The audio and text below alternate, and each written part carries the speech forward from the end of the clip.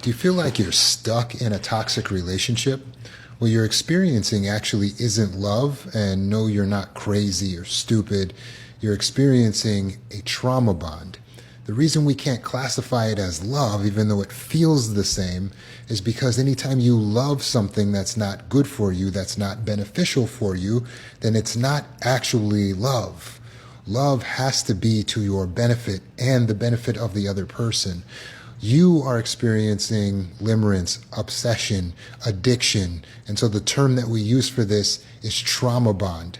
This is the dark side of love, where you are pouring all of this good energy into something bad, into something that's actually hurting you.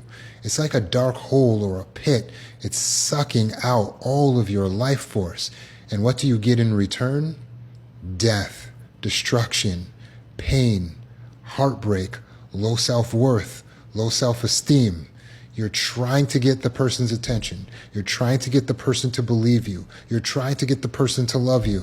But no matter how much you try, they always need more. It's never enough. And it never just is good.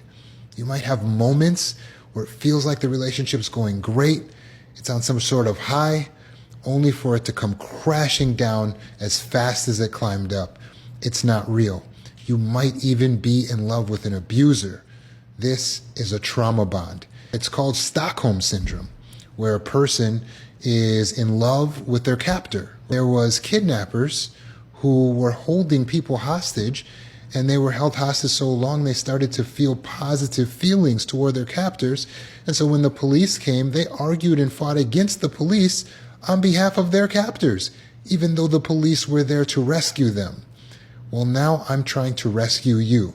You have to stop fighting against yourself and fighting on behalf of your captor. You have to stop siding against your well-being. You have the responsibility of caring for yourself.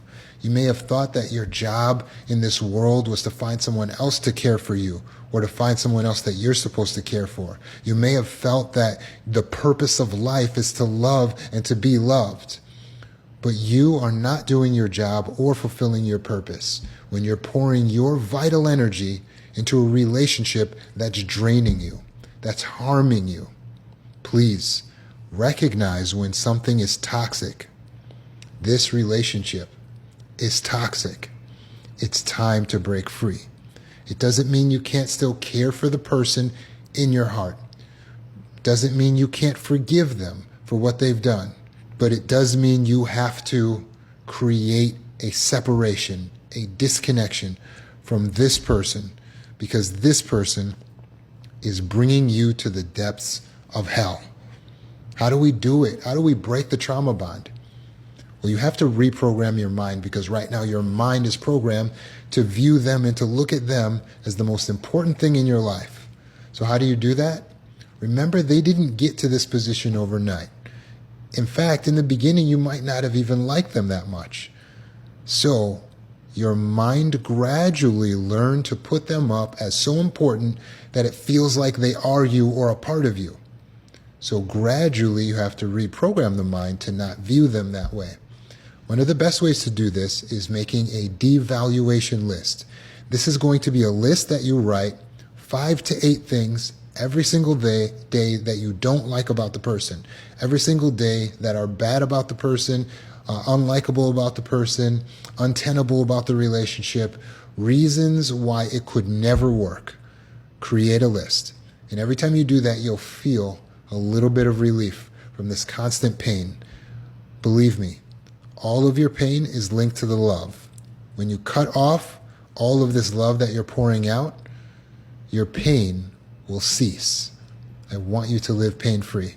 So let's turn the volume down on this trauma bond, and let's turn the volume up on the self-love.